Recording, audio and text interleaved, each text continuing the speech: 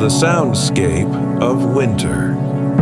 Close your eyes and listen. What did a medieval winter truly sound like? It was not silent, though silence pressed heavy. The crack of an axe in the forest echoed sharp and clear. Dogs barked from barn doors, their voices carrying across snow. Horses snorted in stables, stamping hooves against frozen ground. In the distance, a church bell tolled, its chime drifting slowly through icy air. At night, wolves howled at the edge of villages, their cries both fearsome and familiar. Inside homes, the fire snapped and popped, embers sighing into ash. The murmur of prayer, the whisper of spinning wheels, the scrape of knives on wood.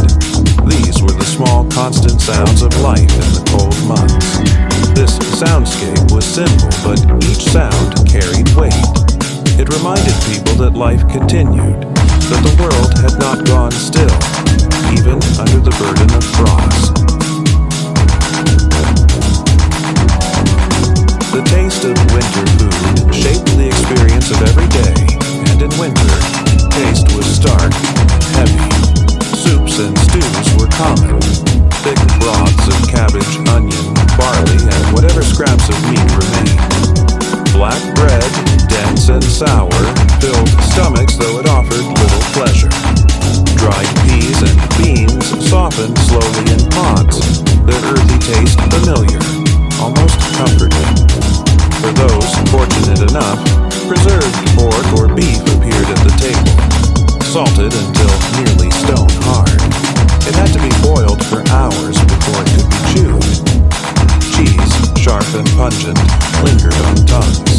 Butter was precious, often rationed strictly. And then there were small treasures. A handful of nuts, a dried apple, a jar of honey saved for feast days. These flavors, rare and sweet, broke the monotony and lifted hearts, reminding families of harvest past and harvest yet to come.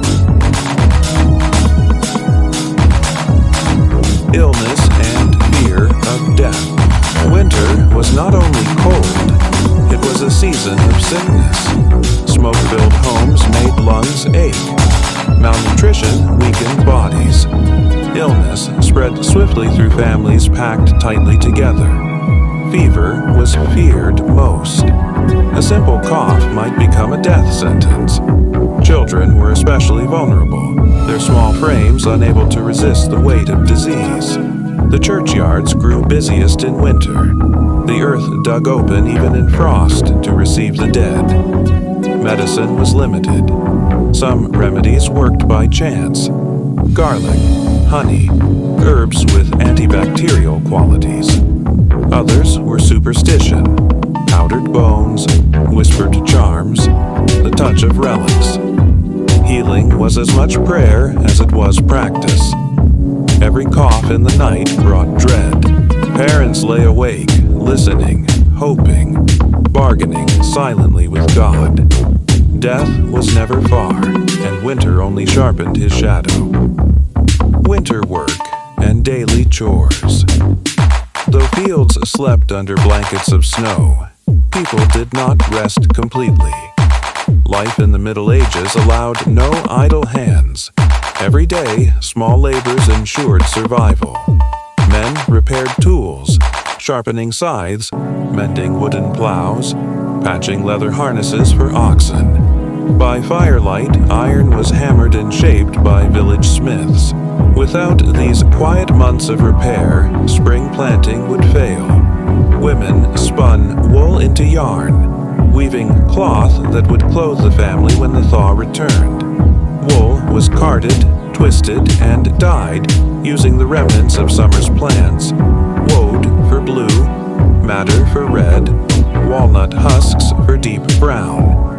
Fingers moved methodically, even when numb with cold, the work soothing in its rhythm. Children had tasks too.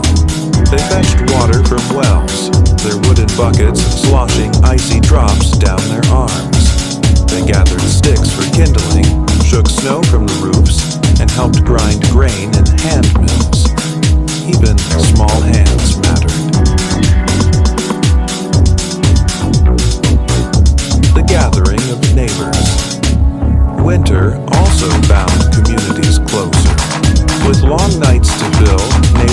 visited one another, walking by lantern light through frozen lanes. Inside smoky cottages, stories were shared. Some told of saints who tamed storms, others of restless spirits that roamed snowfields in search of souls. Music was a balm. A fiddle scraped, a drum thumped. Songs rose and filled the rafters, carrying warmth into every corner. These gatherings stitched people together, strengthening bonds that made survival possible. No one endured winter alone. The village church was also a gathering place. Priests preached of patience, endurance, and God's mercy through dark months. Candlelight flickered on stone walls. Incense mixed with the breath of worshipers, and chants echoed into the icy air outside. Faith gave meaning to hardship. Animals and winter livestock were the lifeblood of survival, and winter tested them as well. Cows, sheep, and goats were kept inside barns, their breath rising in misty clouds. Their bodies provided warmth as much as milk, wool, and meat. Farmers rose before dawn to feed them, carrying hay and grain through the snow. Animals needed care more than ever, for if they perished, the family's future perished with them. A dead cow meant no milk for children. A lost ox meant no plowing in spring. Even chickens had their place, clucking quietly in corners, their eggs precious treasures when other foods vanished. Every creature was counted, guarded, and valued. The cold within the soul. But winter's chill was not only physical, it crept into minds. The endless gray skies, the gnaw of hunger, the stillness of nights, these weighed on spirits heavily. Depression, though unnamed, was a silent companion. To fight it, people turned to ritual and superstition. Charms of iron were hung above doors to ward off spirits of frost. Herbs were burned to banish evil. Families prayed to saints who had endured hardship, seeking comfort in their examples. For children, imagination was shield and sword. They carved toys from wood, acted out tales of knights and dragons, or huddled near elders who whispered sagas of ancient heroes. These stories gave warmth where fire could not. Winter festivals, a glimmer of joy. And then came Christmas. For a brief moment, joy burst through the darkness. The church glowed with candles. Evergreen branches were hung in homes, symbols of life that endured through the snow. Even poor households feasted if they could, perhaps slaughtering a pig saved for the occasion, baking bread with the last handfuls of flour, brewing a pot of ale to share with neighbors. It was a pause, a reminder that life was more than endurance. For nobles, Christmas was extravagant. Tables overflowed with roasted boar's heads, spiced puddings, honeyed wine. Minstrels sang, jesters performed, and halls rang with laughter. Yet beyond the castle walls, peasants heard faint echoes of the merriment, returning home to their simpler, humbler gatherings. But whether rich or poor, everyone cherished the holiday. It was proof that even in the harshest months, light could shine. As snow deepened and nights grew longer, life in medieval winter moved in slow rhythm. Chores, prayers, stories, and survival. It was not glamorous. It was not easy. But it was life. And with each passing day, people counted the weeks until the earth stirred again. Until frost loosened its grip. Until the first green shoot pierced through the snow.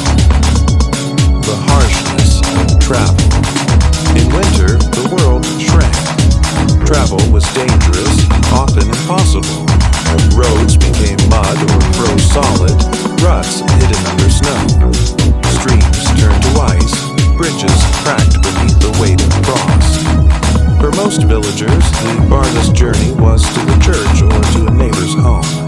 But sometimes travel could not be avoided. Messengers carried news between towns. Traders still moved with carts, though their wheels struggled against frozen earth. Pilgrims pressed on toward holy shrines, believing that faith would shield them from cold. Every journey was perilous. Wolves prowled forest paths, hungrier than ever in the lean months. Bandits, desperate from hunger, lurked in the dark. And then there was the cold itself, silent, merciless. A traveler could collapse in the snow, his footsteps filling with drifting frost until no trace of him remained. Because of these dangers, most people stayed close to home. Winter was a season of stillness, a time when even kings reduced their progress across lands, preferring to wait for safer roads in spring. The fire as the heart of home. Within the home, the hearth was more than a source of heat. It was the center of life. Families gathered around it for meals, for work, for storytelling. Shadows flickered across faces as elders spoke of ancient battles or holy miracles. Children leaned closer, eyes wide, the fire painting them with gold and crimson light. Ash was carefully managed. Coals were banked at night, covered with ash to smolder until morning. To let the fire die was disaster. Restarting flame from scratch could take hours, and fire was survival. Many villages even had customs where neighbors shared hot coals if one household's fire went out. Proof that survival was communal, never solitary. The smell of smoke clung to clothes, hair, and walls. The taste of it lingered in food. But smoke meant life, and people embraced it. In medieval winters, the fire was the beating heart of existence. Clothing against the cold, layer upon layer. That was the defense against winter. Wool was most common, thick and heavy, spun through the autumn months in preparation.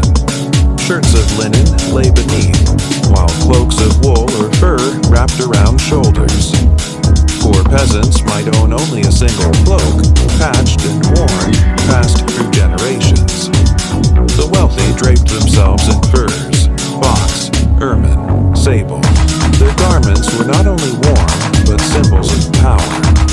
In illuminated manuscripts, nobles appear robed in garments lined with snowy white ermine, a sign that wealth could soften even the harshest season. But no garment made one invincible. Fingers still stiffened, toes went numb, breath still frosted the air. Clothing was defense, not victory. The hidden time of night. Night in winter was long. So long it seemed unending. Without modern clocks, people lived by the rhythm of darkness and light. Many households practiced what we now call segmented sleep. They would drift into slumber soon after sunset, rise in the deep hours to pray, stoke fires or whisper quietly, then return to bed until dawn. This midnight waking was a time of stillness, almost sacred. Some prayed to saints, others tended to small tasks, while children listened drowsily to stories that filled the gap between sleeps. Imagine the scene. A dim glow of embers, soft murmurs of voices, the sigh of wind outside. The world paused, as though caught between two dreams. This rhythm gave structure to the endless nights, making the dark less overwhelming. It was not strange, not frightening, but simply part of the cycle of existence. The fear of spirits. But not all nights were peaceful. In the medieval imagination, winter was a season of spirits. The long dark was thought to stir restless souls, creatures of frost and omens of death. Villagers whispered of the wild hunt, a spectral host of riders and hounds sweeping across the sky, bringing storms and misfortune. To hear the wind howl at night was to wonder if the hunt thundered overhead. Lanterns were placed in windows. Crosses were marked above doors. Prayers were whispered as protection. Even the most devout Christians blended faith with older, lingering superstitions. Whether these fears were real or imagined, they added weight to every creak in the rafters, every gust of wind. Winter nights were never truly silent. They were alive with the possibility of the unknown. And so, each day folded into the next. Cold, hunger, firelight, prayer. Survival was not guaranteed, but hope lived stubbornly in the human heart. The promise of spring shimmered far away, like a candle flame barely visible through thick frost. Yet it was enough to keep the people moving, one day at a time. Opening the weight of winter. Close your eyes and imagine this. The year is 1347. Snow falls silently across a small village in northern Europe. The air is so sharp that it burns your lungs with every breath. Wooden shutters rattle against the wind. Smoke rises weakly from thatched roofs, the only sign that life is hiding inside. Winter has arrived, and survival is no guarantee. For us today, winter might mean warm sweaters, a mug of tea, and central heating. But in the Middle Ages, winter was not cozy. It was a season of hunger, disease, and bone-deep cold. A single mistake could mean death, not just for one person, but for an entire household. Surviving a medieval winter required more than courage. It demanded planning, resilience, and a community that worked together against the crushing weight of snow and frost. But what was it truly like to endure those months? What sounds filled the air? What meals or meager scraps appeared on the table? What fears crept in as nights stretched endlessly long? Tonight, we will journey back through time, not in a rush of battles and kings, but in the soft rhythm of daily life. Let your mind drift as we explore how ordinary men, women, and children survived the most difficult season of the year. The first bite of cold. By late October, villagers were already preparing for the dark season ahead. Crops had been harvested and stored. Grains, barley, oats, and rye were tucked away in sacks, while root vegetables, turnips, parsnips, onions were buried in cool cellars or stored in clay jars sealed with wax and fat. For peasants, survival meant rationing carefully. Every handful of flour was measured. Every onion was precious. For the wealthy, the story was different. Lords and ladies dined in stone halls warmed by roaring hearths.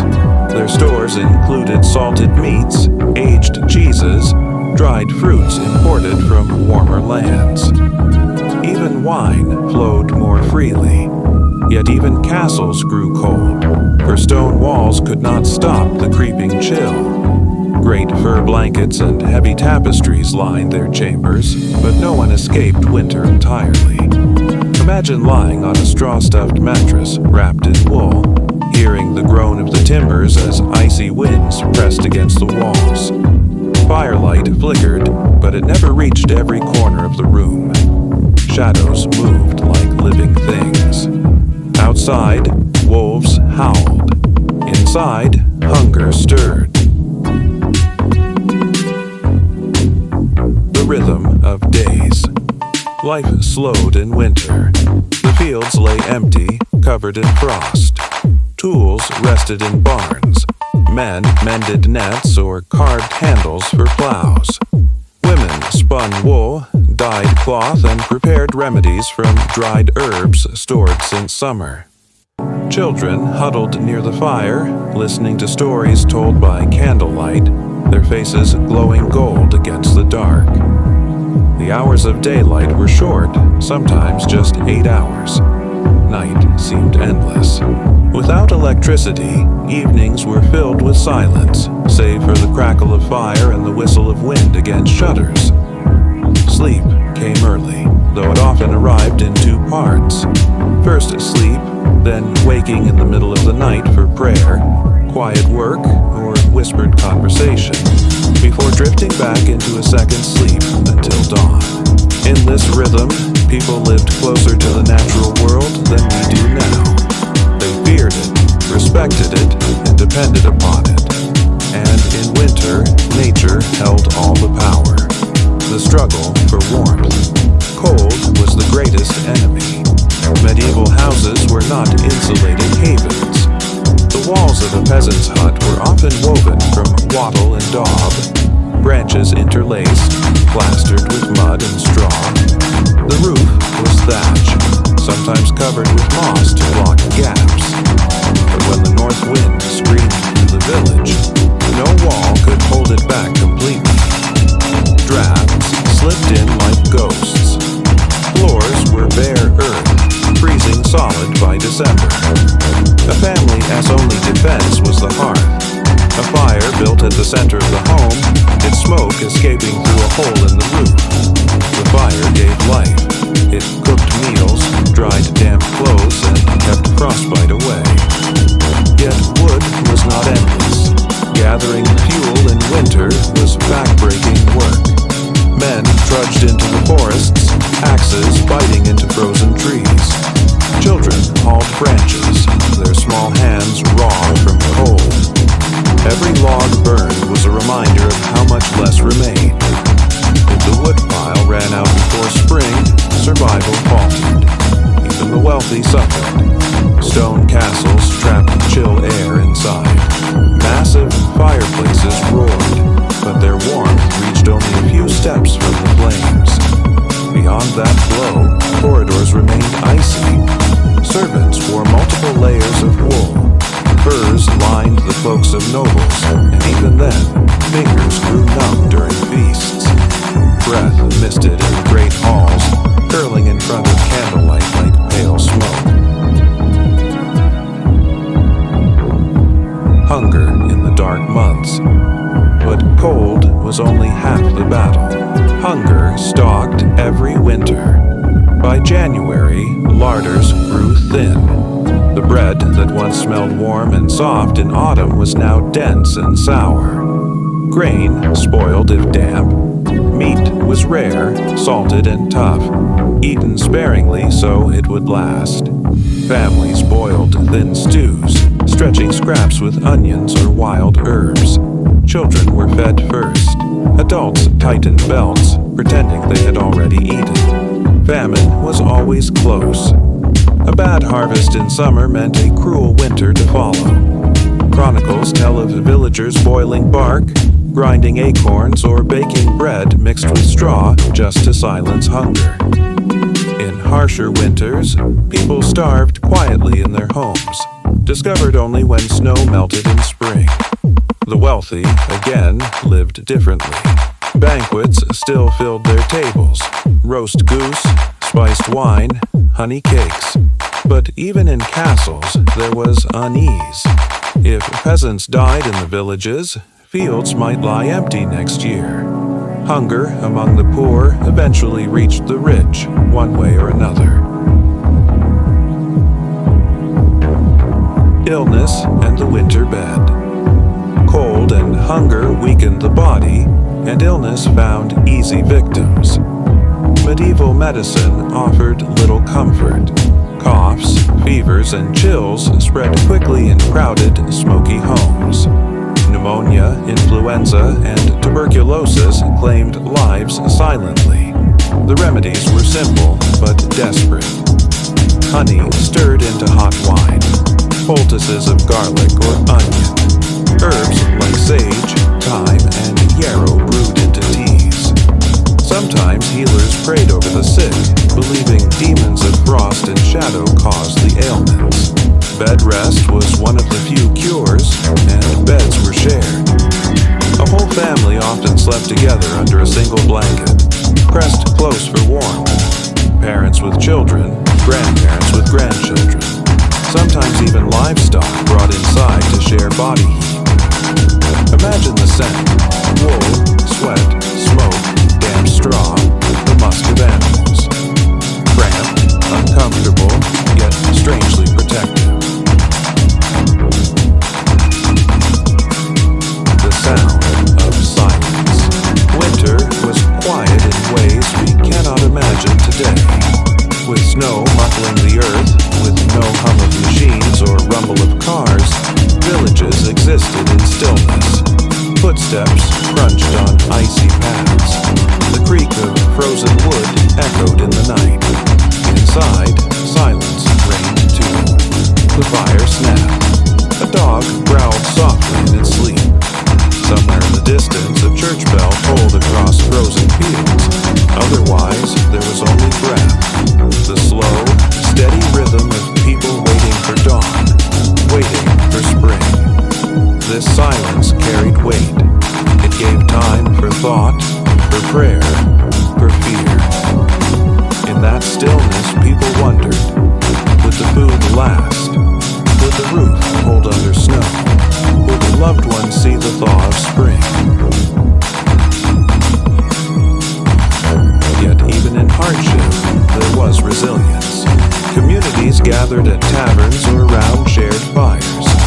Villagers told stories of saints who braved the cold, of travelers who found miracles in the snow. Winter festivals, like Christmas or later Candlemas, brought brief bursts of joy. Children laughed as they carved shapes into frost or chased each other across icy ponds. Life was not only suffering, it was endurance. It was the stubborn flame of humanity refusing to be extinguished, even when snow buried the world outside. And as nights dragged on, hope rested in one truth: spring always came. Not soon, not easily, but it came. The winter market. Even in the depths of winter, life demanded exchange. Markets, though smaller than in warmer months, still flickered to life in towns. Picture the scene. A snow-dusted square, stalls creaking in the cold. Merchants huddle in cloaks, their breath rising in white clouds. On display lie salted fish, dried beans, rough loaves of bread, woolen gloves and cloaks, candles of tallow and beeswax. Coins change hands slowly. Money is scarce in most villages, so barter is common. A sack of oats for a bundle of firewood, a jug of ale for a warm sheepskin. The sound of bargaining carries into the frozen air, mingled with the occasional laughter of children chasing each other between stalls. For many, the market is not only about trade, but connection. Gossip flows. Who married? Who fell ill? Which villages nearby are suffering most? In a world where news travels no faster than footsteps, the market is a heartbeat, keeping people tied together.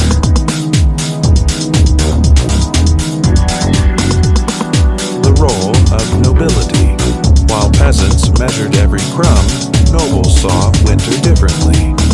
Inside their halls, fires roared high, servants hurried with trenchers of steaming meat, and minstrels played to drive away the gloom. Yet wealth did not make lords immune to the season. They worried over their stores, counted barrels of grain, and ordered hunts into the frozen woods. A failed harvest could strip even noble tables bare. In desperate years, uprisings threatened their power, for starving peasants had little patience for feasts beyond reach. Winter revealed the truth of hierarchy. The poor bore its weight most heavily, but even the rich felt its chill.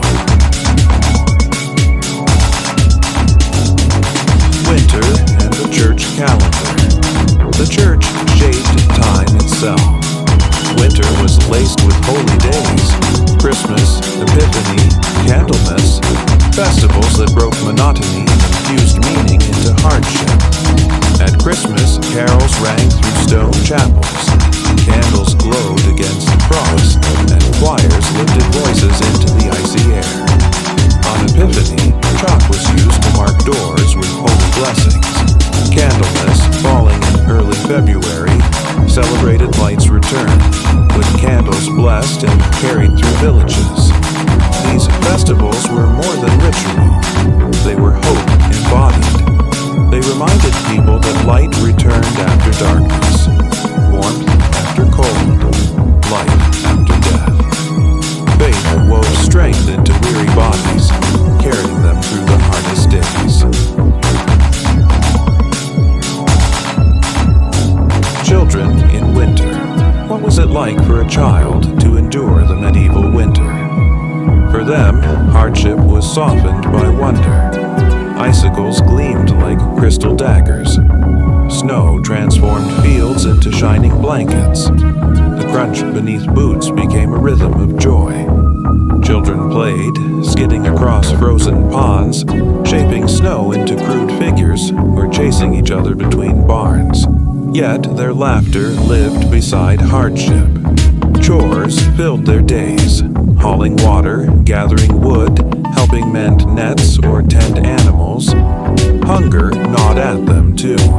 Parents often placed scraps in children's bowls first, sacrificing their own share. The love of parents was a shield, but not always enough. Many children did not see spring. Still, their laughter, fragile as it was, gave warmth to households. In those moments of joy, winter's weight lifted, if only for a while. The longing for spring. By February, patience grew thin. Firewood stacks were low, food stores nearly empty. People gazed at the horizon, watching for signs of thaw. The first drip of melting icicles, the first bird call, the faintest green sprout, each was greeted like a miracle. Villagers counted the days until the plow could break soil again, until lambs were born, until life returned. Spring was not simply another season. It was resurrection, salvation, the answer to months of endurance. But in the heart of winter, that promise was still far away. And so people endured, one frozen morning at a time, bound by hope and necessity. The frozen rivers in winter became strange and treacherous. At first, thin ice crackled along their edges, delicate and fragile. Then, as the weeks deepened, the water hardened into mirrors of stone. Villagers sometimes dared to cross these frozen paths, dragging sledges of wood or hay across their glassy surface. But each step carried danger. Ice creaked, groaned, and sometimes split without warning. Those who fell into black water beneath often did not emerge. Yet frozen rivers also gave opportunities. Fishermen cut holes with axes, lowering lines into the dark depths, pulling up fish that shimmered silver against the snow. Children skated on boots greased with fat, sliding across the ice in laughter, their joy sharp against the silence of the world. The river was life, even in stillness, but it demanded respect, for one mistake could mean death. The wolves of winter hunger pressed not only on humans, but on beasts.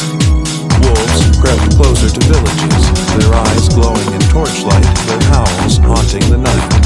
To peasants, wolves were not simply animals. They were omens, embodiments of winter's cruelty. Tales told of wolves that carried the souls of the dead, or packs led by spectral hunters. Families guarded livestock fiercely. Fires were lit near barns. Dogs barked into the dark, a living alarm. Children were kept close, warned never to stray beyond the safety of the fire's glow. On rare occasions, villages banded together for wolf hunts, beating drums, waving torches, driving the beasts back into forests. Even then, fear lingered. The howl of a wolf was a reminder that humans were not masters here, only survivors. The ritual of bread was more than food. It was survival itself. In winter, loaves grew coarse, made with rye or barley rather than fine wheat. Flour was stretched with ground beans, peas, even sawdust or straw in desperate times. Each loaf was baked with care. The oven heated slowly with precious wood, the dough kneaded by tired hands. When the bread emerged, steaming in the cold air, it was shared carefully. A prayer often accompanied its breaking, for bread was sacred. In every crumb lay hope, the promise of strength, of endurance, of another day lived. Winter as a time of silence. Unlike the frenzy of summer harvests, winter slowed everything. The land rested. Animals slept longer. Humans moved less, conserving strength. This stillness bred reflection. Elders spoke of past winters, some harsher, some merciful. They measured the present by memory, by how much food remained, by how thick the ice was compared to years before. In the silence, people listened more closely, to the wind, to the creak of trees, to the beating of their own hearts. Winter stripped life down to its essence: fire, food, fellowship, faith. A night in midwinter. Imagine this. The year is 1372. Snow lies deep outside a small cottage. Inside, a family gathers around the hearth. The father carves a wooden spoon, each curl of wood falling to the floor. The mother spins wool, the spindle whirring softly. Children doze on straw mats, their faces glowing orange in the firelight. Beyond the walls, wolves pace in the dark. The wind moans against the roof, but inside the air is warm, filled with the faint scent of smoke and stew. The father begins to tell a story of Saint Martin, who gave half his cloak to a beggar in the snow. The children stir, half asleep, listening. Their eyes grow heavy again. The fire crackles, shadows dance, and slowly, in this fragile cocoon of warmth, sleep takes them, just as it has taken countless generations before. This was winter in the Middle Ages, cruel, relentless, yet filled with moments of beauty, of faith, of endurance. Each day survived was victory. Each breath taken was defiance against the cold. The monotony of days. As January bled into February, time itself felt heavy. Days blurred together. Each morning began with the same struggle, rekindling the fire, feeding animals, checking dwindling stores of grain. Each evening ended with the same prayers whispered into smoke and shadows. Monotony could be as cruel as hunger. The endless gray sky, the ceaseless cold, the taste of the same stews repeated night after night, all wore upon the spirit. People longed for change, for the color of spring flowers, for the sound of running water free of ice. To break monotony, households turned to crafts. Men carved tools or toys from wood. Women embroidered patterns of vines and stars into cloth, dreaming of the spring garden to come. Children invented games with pebbles, bones, and scraps of cloth. In these small acts of creation, life pushed back against the stillness. The quiet work of women. Much of survival rested in women's hands. They rationed deciding how much flour could be spared for the day, how many turnips might stretch a pot of broth. They spun wool into thread, sewed torn garments, and tended the sick with herbs and patience. They carried infants through the cold nights, their own bodies serving as warmth when blankets ran thin. They told stories and sang songs to soothe children's fears. Behind every surviving family was a woman's labor, often unseen but vital. Even in noble households, where wealth softened hunger, women directed servants, managed kitchens, and oversaw the distribution of food. Their work held families together, stitching hope into the long months of want. The silence of snow transformed the land into something both beautiful and haunting. Fields vanished under white blankets. Roads disappeared. Trees bent beneath heavy frost, their branches glittering like crystal in pale light. Villagers sometimes marveled at this beauty, pausing in their chores to watch snowflakes fall, each one unique, delicate, a miracle in miniature. But beauty quickly turned to burden. Snow blocked doors, collapsed roofs, smothered paths. Hours of labor were spent shoveling, clearing, digging. Yet, even in frustration, snow carried mystery. At night, moonlight painted the world silver. Shadows stretched long and strange. Footprints appeared in the morning. Fox, hare, bird, sometimes human, and each told a story, written briefly in frost before vanishing. The warmth of fellowship. When days were too bleak, fellowship became salvation. Families visited neighbors, sharing what little they had. A jug of ale passed hand to hand, a loaf divided into thin slices, a song rising together in smoky air. In taverns, laughter pushed back the cold. Ale loosened tongues. Dice rattled on wooden tables. Songs rang out.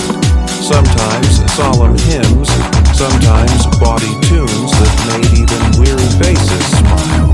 The warmth of human voices mattered as much as the warmth of fire. Without it, despair crept in too easily. The watch for spring. By mid-February, people's eyes turned constantly to the earth, searching for signs. A drip from an icicle, a crow's caw in the distance, the faintest green shoot pressing through thawing soil. The church marked these moments with Candlemas, blessing candles and speaking of light returning to the world. It was both ritual and reassurance. Winter would not last forever. Still, the cold clung stubbornly. Frost returned each night. Snow fell again. Patience frayed, but hope refused to die. And so, medieval winter stretched onward. Harsh, relentless, yet always balanced by flickers of beauty, of faith, of fellowship. Survival was not just endurance of the body, but endurance of the soul. The thaw begins. At last, in the closing weeks of February, the air shifted. It was subtle at first, a softness in the wind, a brightness in the sun that lingered longer on the horizon. Icicles began to drip, their steady rhythm echoing like tiny bells. Snow that had seemed eternal grew wet at the edges, pulling back from stones and walls. For villagers, these small signs were miracles. They leaned close to listen to trickling water, to watch the first patches of earth emerge from beneath the frost. Each drop, each thawing corner, whispered the same promise. Spring was coming, yet the thaw was dangerous too. Ice cracked beneath footsteps, rivers swelled with rushing meltwater, mud swallowed cartwheels.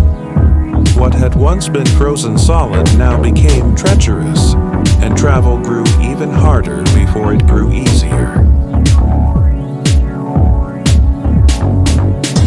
The last hunger. But before spring's bounty arrived came the hardest weeks of all, the hunger gap. By March, stores were nearly gone. Barrels of grain lay empty.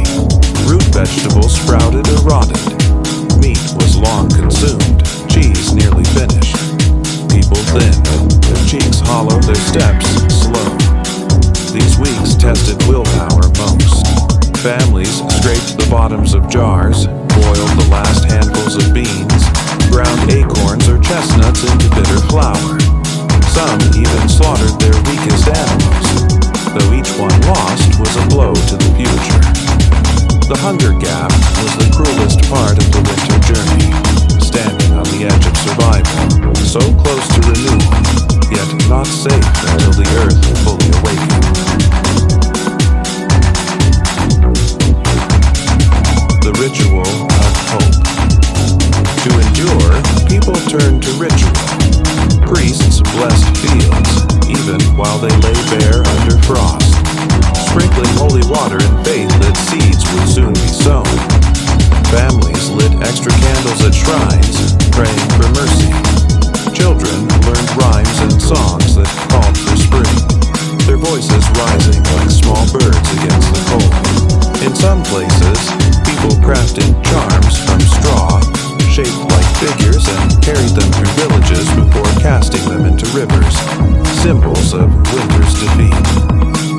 Hope became action, woven into every prayer, every custom, every shared look. The return of birds. Then came the sound most cherished, birdsong. At first a crow, harsh and solitary, then a lark, its trill rising above melting snow. Soon the air filled with wings. To medieval villagers, these were not just birds, they were messengers, proof that life returned.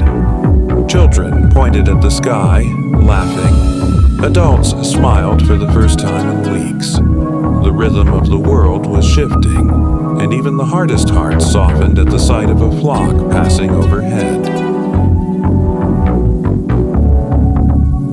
The first green, and then, after months of white and gray, a miracle. Green, a sprig of grass, a bud swelling on a tree branch, a stubborn flower pressing through thawed soil. Villagers bent low to touch it, marveling at its softness, its color, its life. After so long in darkness, such small things shone brighter than any jewel. Winter had not ended, not fully. Nights were still cold, snow still fell, but the grip was loosening, day by day, as if nature herself breathed a sigh of relief.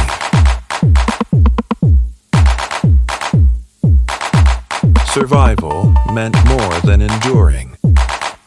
Those who saw these first signs carried both scars and strength. They had endured cold, hunger, illness, and fear. They had faced the silence of endless nights and the howl of wolves beyond their doors, and yet they had survived. And survival was not only endurance, it was victory. It was proof of humanity's stubborn flame, refusing to be extinguished. The breaking of winter. Then, one morning, it happened.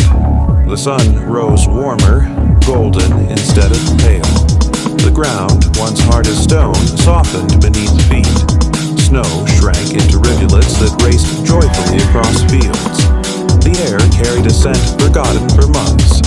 Damp earth, living soil, the promise of growth. Doors swung open. Villagers stepped outside without cloaks, their breath no longer smoke in the air. Laughter carried across the thawed roads. The world was alive again. The work of renewal. Spring was not a time of rest, but of frantic labor. Fields had to be plowed, seeds sown, tools repaired. strained against soil that had lain dormant too long. Men and women worked side by side, their hands raw but their spirits lifted. The first shoots of barley, rye, and wheat poked through the earth. Lambs stumbled on shaky legs in pastures. Bees returned, humming softly among the earliest blossoms. Every sight was joy. Every task, no matter how exhausting, was welcome.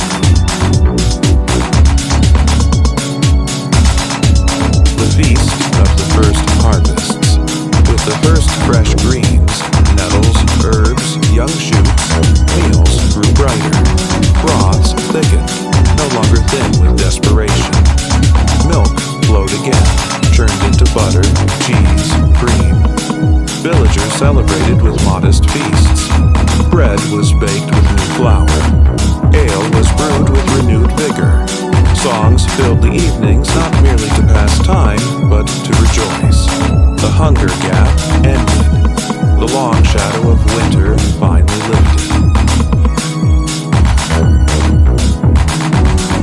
The lessons of winter. Yet no one forgot the silence, the cold, the hunger. Winter carved itself into memory as it had every year, as it would for generations to come. It taught caution, save more for the next time. It taught humility. Humans were small before nature's might. But it also taught resilience, that fire, faith, and fellowship could outlast even the deepest cold. Every survivor bore winter's mark, etched not on their skin, but in their soul. The eternal cycle. And so the cycle continued. Winter would come again, as it always did. But with each spring, people remembered why they endured. Because beyond the frost was warmth. Beyond the hunger was harvest. Beyond the silence was birdsong. To survive a medieval winter was to walk the edge of despair and to emerge, weary but alive, into the light of renewal. The cold never truly won. Humanity's flame, though fragile, burned on.